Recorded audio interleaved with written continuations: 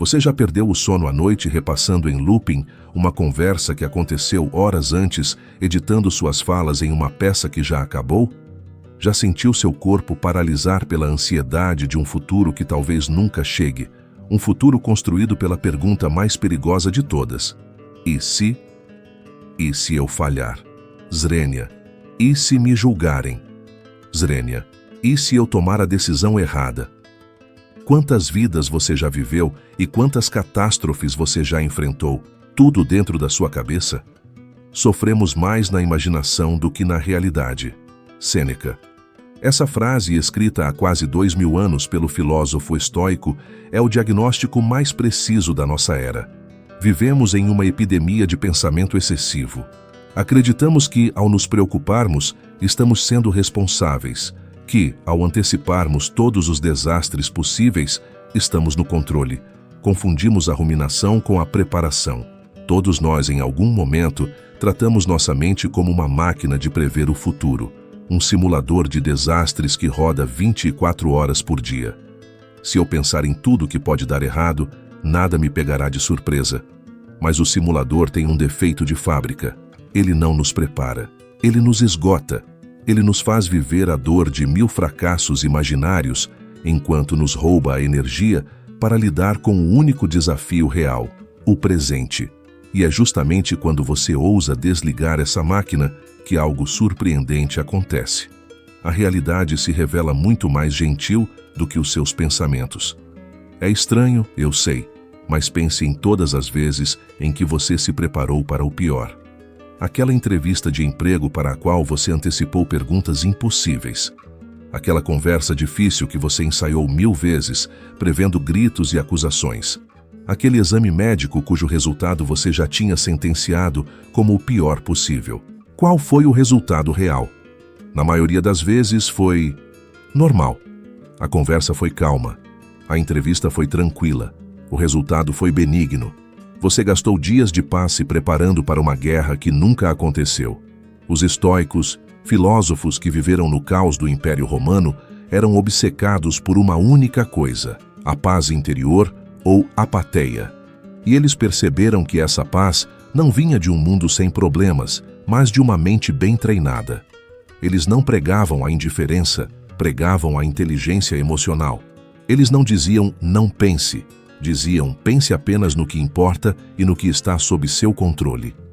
É aí que começa a nossa jornada. Entre o ruído da mente e o silêncio da sabedoria. Entre a tirania do e se e a liberdade do e agora. Entre ser um escravo dos seus pensamentos e se tornar o mestre deles.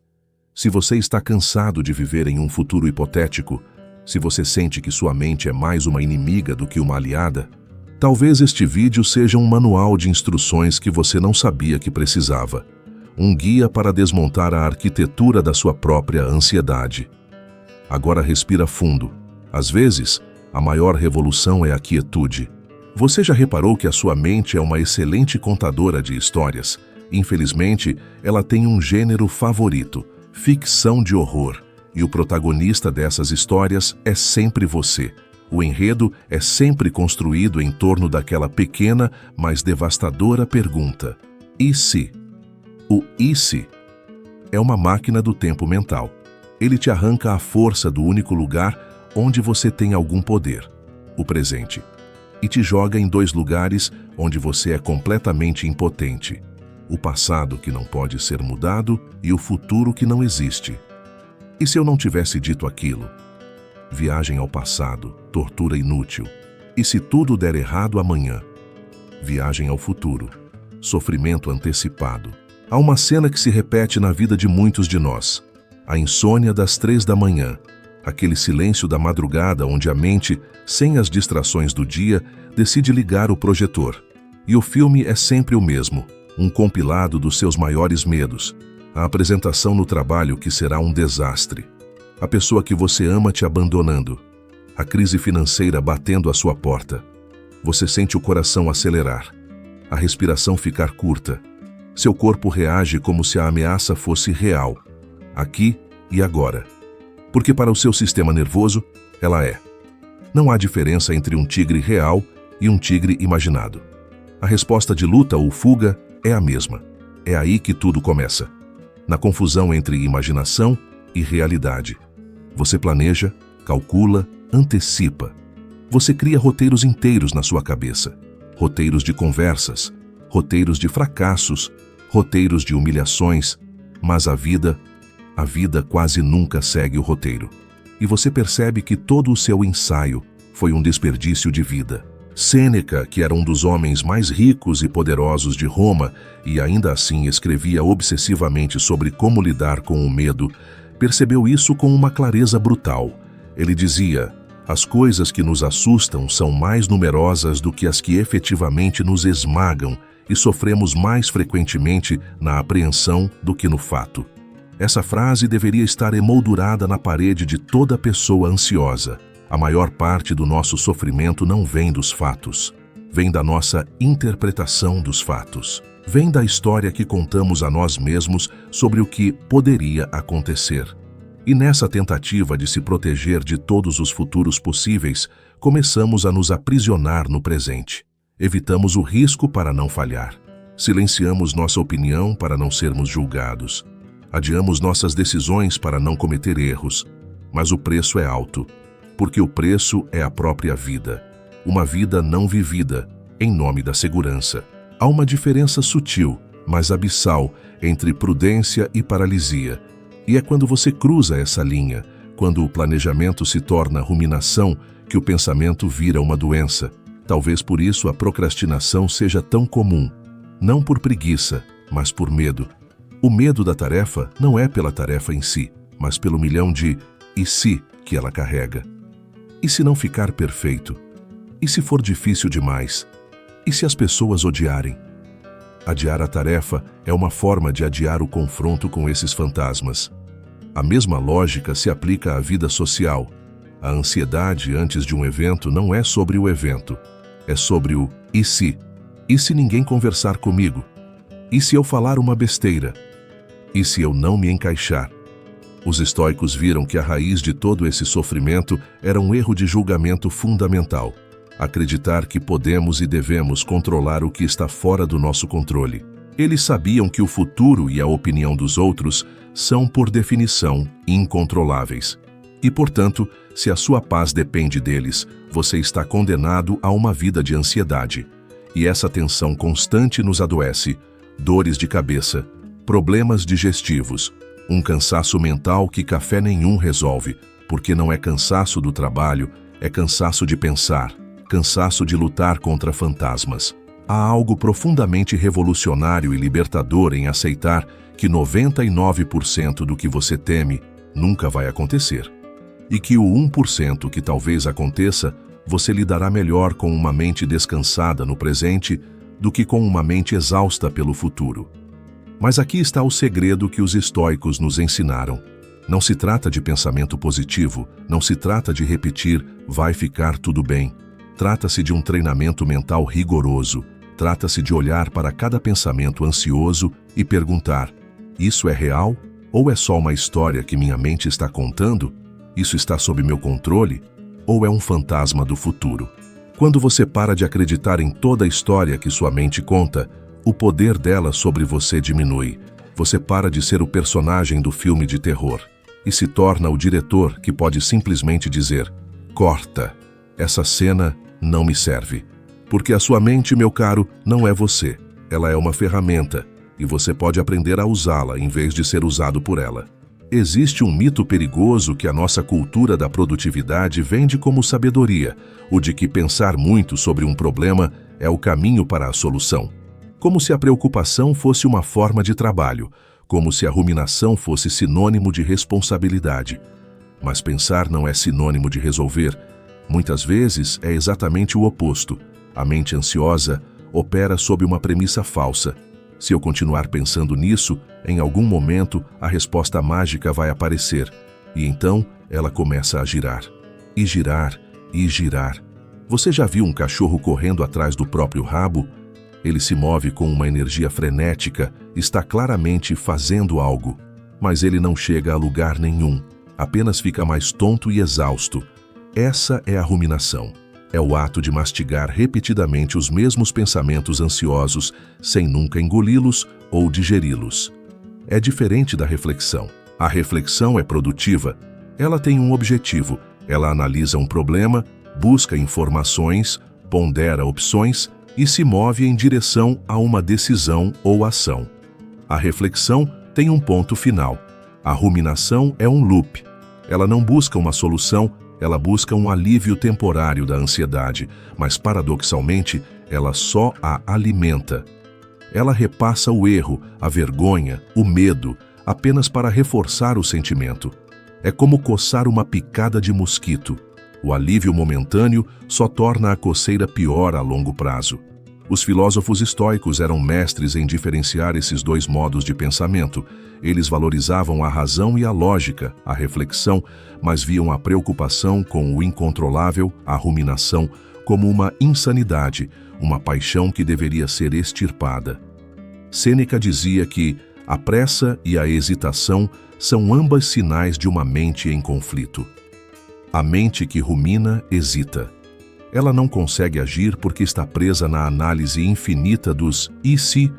Pense em uma decisão que você precisou tomar: comprar uma casa, mudar de emprego, terminar um relacionamento. A reflexão útil seria pesquisar, fazer planilhas, conversar com pessoas de confiança, ouvir sua intuição e então agir. A ruminação seria: mas e se eu me arrepender? Zrenia, e se aparecer uma opção melhor amanhã? Zrenia, e se eu não gostar? Swingendo essas perguntas por semanas, meses, sem nunca chegar a uma conclusão, paralisado pelo medo de cometer o erro perfeito.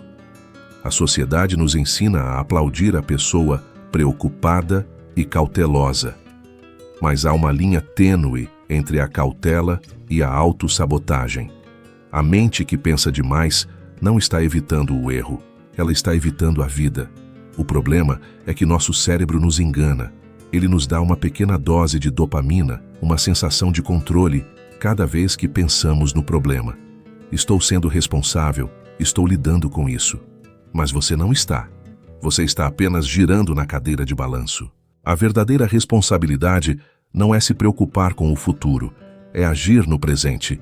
Se você tem medo de falhar na apresentação, a ruminação é visualizar o fracasso 1000 vezes. A reflexão é abrir o computador e começar a preparar os slides. Se você tem medo de uma conversa difícil, a ruminação é ensaiar 1000 diálogos imaginários. A reflexão é pegar um papel e escrever os pontos principais que você quer comunicar de forma clara e honesta. A ação é o antídoto para o pensamento excessivo. E aqui vai uma verdade difícil. Muitas vezes a mente fica no modo pensar, porque pensar é mais fácil do que fazer. Pensar não tem risco. A ação, sim. A ação nos expõe à possibilidade real do fracasso, da rejeição, do erro. A ruminação é o esconderijo seguro da nossa mente medrosa. É por isso que é tão viciante. É uma forma produtiva de procrastinar. A grande virada acontece quando você aprende a detectar quando a reflexão virou ruminação, quando a análise virou paralisia, e nesse momento ter a coragem de dizer: chega, já pensei o suficiente, agora, qual é o menor, mais simples e mais imediato passo que eu posso dar? Não é sobre ter todas as respostas. É sobre dar o próximo passo, mesmo sem elas. É confiar que a clareza não vem do pensamento, mas da ação. O caminho se revela à medida que se caminha, não à medida que se olha para o mapa. Portanto, da próxima vez que sua mente começar a girar, não a critique. Apenas agradeça pela tentativa de te proteger e, gentilmente, a convide para a ação. Obrigado pela preocupação, mente. Agora, vamos fazer algo a respeito. Porque pensar demais não te torna mais inteligente ou mais preparado. Apenas te torna mais cansado.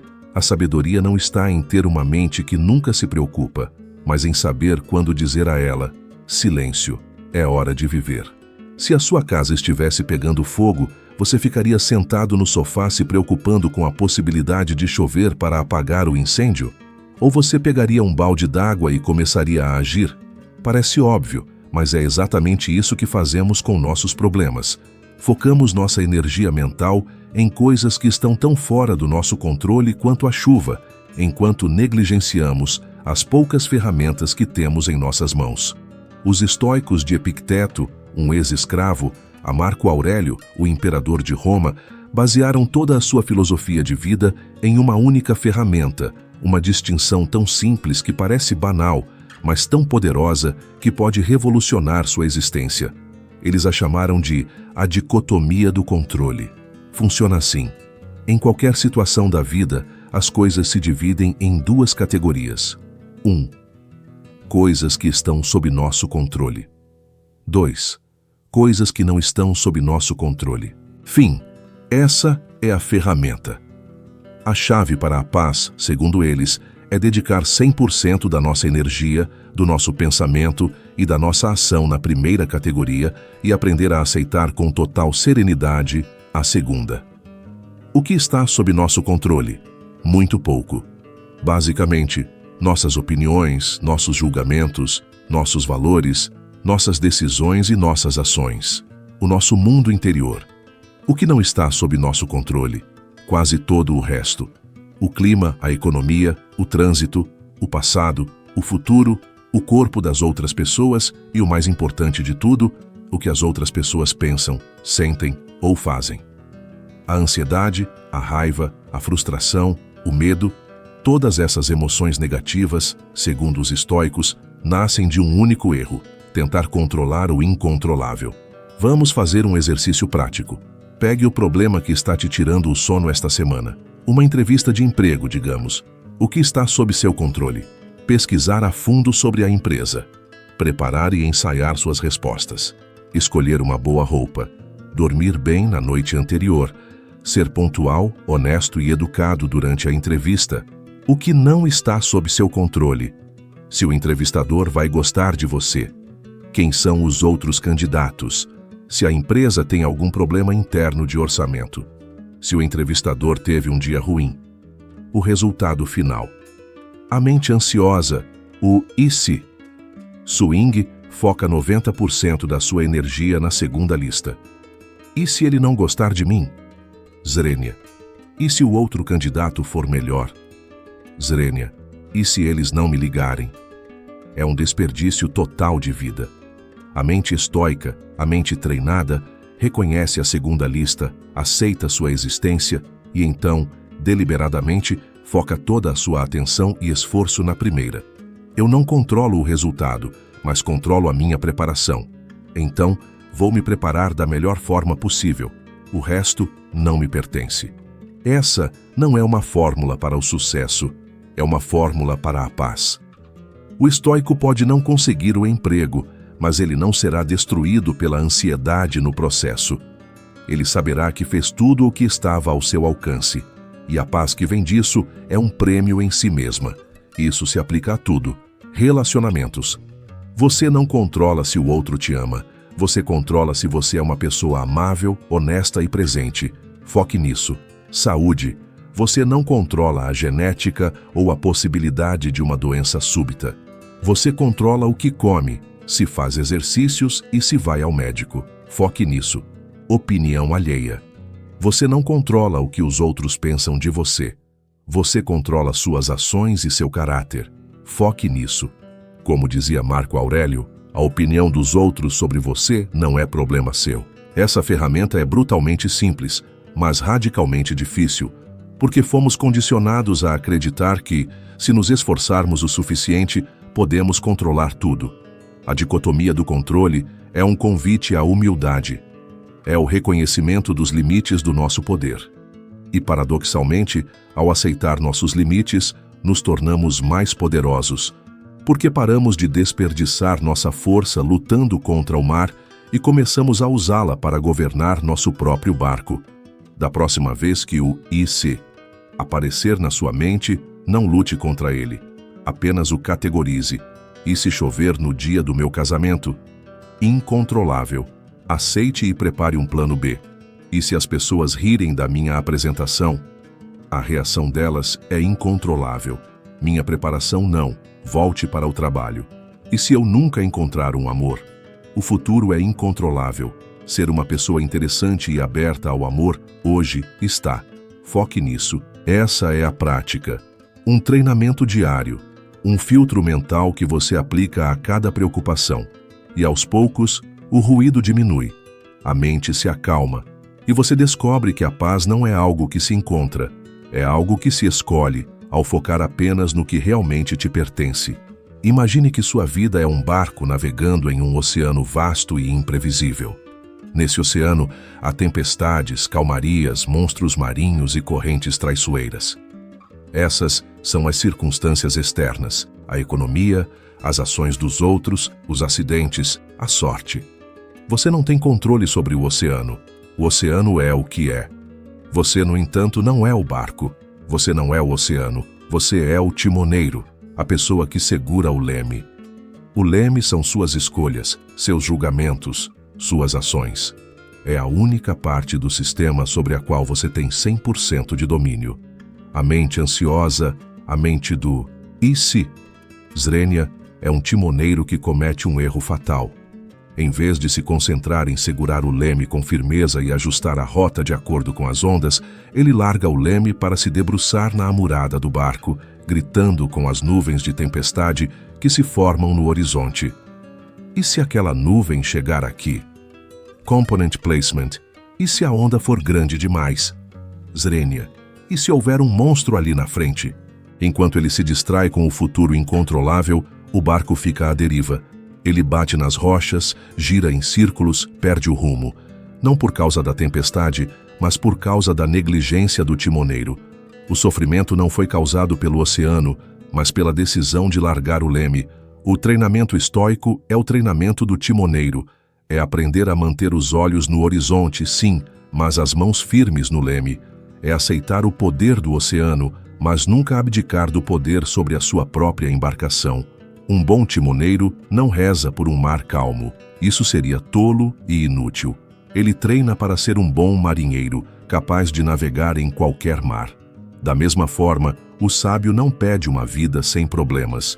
Ele pede a força e a sabedoria para lidar com os problemas que a vida apresentar. Quando você entende isso, a ansiedade perde seu poder. O "e se torna irrelevante. E se a tempestade vier? Eu ajustarei minhas velas e manterei meu curso. E se o monstro aparecer? Eu manobrarei para desviar dele da melhor forma que puder. E se o barco afundar? Eu terei navegado com coragem e virtude até o último momento. A paz não vem da certeza de que você chegará ao destino. A paz vem da confiança de que você está fazendo o melhor que pode, agora, com o leme que tem nas mãos. Toda vez que você se pega ruminando sobre o futuro, você largou o leme. Toda vez que se preocupa com a opinião alheia, você largou o leme. Toda vez que se arrepende do passado, você largou o leme. A única pergunta que importa a cada momento é: onde estão minhas mãos? Estão firmes no meu leme naquilo que eu controlo? Ou estão gesticulando para o céu, tentando comandar a chuva? Volte para o leme. Volte para o presente, volte para a sua respiração, volte para a sua próxima ação. Esse é o seu porto seguro, o único que existe. A imagem final não é a de um barco chegando a uma ilha paradisíaca. É a imagem de um timoneiro habilidoso, de rosto sereno no meio da tempestade, porque ele sabe que enquanto segurar o leme, ele está no comando de si mesmo. E isso é a única vitória que realmente importa. No fim das contas, talvez a paz que você tanto busca não esteja na ausência de problemas. Não está em um futuro onde tudo finalmente se resolveu. Não está em uma vida sem incertezas. A paz estava na distinção, na sabedoria de separar o que é seu do que não é. O que você controla do que você não controla. O "e se" é um ladrão. Ele rouba seu presente para pagar por um futuro que talvez nunca venha a existir. Ele te vende a ilusão de controle ao custo da sua sanidade. Quebrar o ciclo do pensamento excessivo não é uma batalha contra a sua mente. É um tratado de paz com a realidade. É a aceitação humilde e corajosa de que não podemos controlar o mundo, mas podemos, com treinamento e disciplina, controlar a nossa resposta ao mundo. E quando você para de lutar contra o oceano e foca em governar seu barco, a tempestade lá fora pode até continuar, mas a tempestade aqui dentro começa a se acalmar. A liberdade não é ter um mar calmo. A liberdade é saber navegar em qualquer mar. Eu confesso, eu sou um overthinker em recuperação. Por anos, minha mente foi meu maior algoz, criando cenários e desastres que me paralisavam. Este roteiro não é apenas uma pesquisa sobre filosofia, é um lembrete para vocês e, principalmente, para mim mesmo. Foi ao estudar os estoicos que eu encontrei as ferramentas mais práticas para lidar com o ruído interno. E foi ao aplicá-las, de forma imperfeita e diária, que eu comecei a encontrar um silêncio que eu não sabia que era possível. E é por isso que eu te agradeço. Por me permitir compartilhar essa jornada, por dedicar seu tempo a uma conversa que, espero, possa trazer um pouco mais de paz para o seu mundo interior. Agora, se você quer ir além da teoria e ter um guia prático para aplicar esses princípios no seu dia a dia caótico, eu criei um manual para quem quer treinar a mente e silenciar o ruído. Um guia que traduz a sabedoria milenar do estoicismo para os desafios do século XXI. Isso não é um livro de história. É uma caixa de ferramentas para construir uma mente mais forte e serena. Se você está pronto para parar de ser um escravo dos seus pensamentos e se tornar o mestre deles, então o convite está feito. Clique no comentário fixado e acesse o Manual da Mente Inabalável. Não leia por curiosidade. Leia porque a sua paz de espírito depende disso. Se este vídeo te ajudou a identificar o "e se" como o verdadeiro vilão da sua paz, deixe um comentário. Me conta, qual é o "e se" que mais te assombra hoje? E se você ainda não se inscreveu, saiba que este é um espaço para fortalecer a mente e a alma. Clica ali. Ajuda essa filosofia prática a chegar em mais pessoas que vivem na prisão de seus próprios pensamentos. E os 2 vídeos que estão aparecendo na tela. Um deles te ensina a arte de estar sozinho e gostar disso. O outro te mostra por que se sentir atrasado na vida é uma ilusão que podemos desmantelar. A escolha, como sempre, está sob seu controle. Nos vemos na próxima reflexão.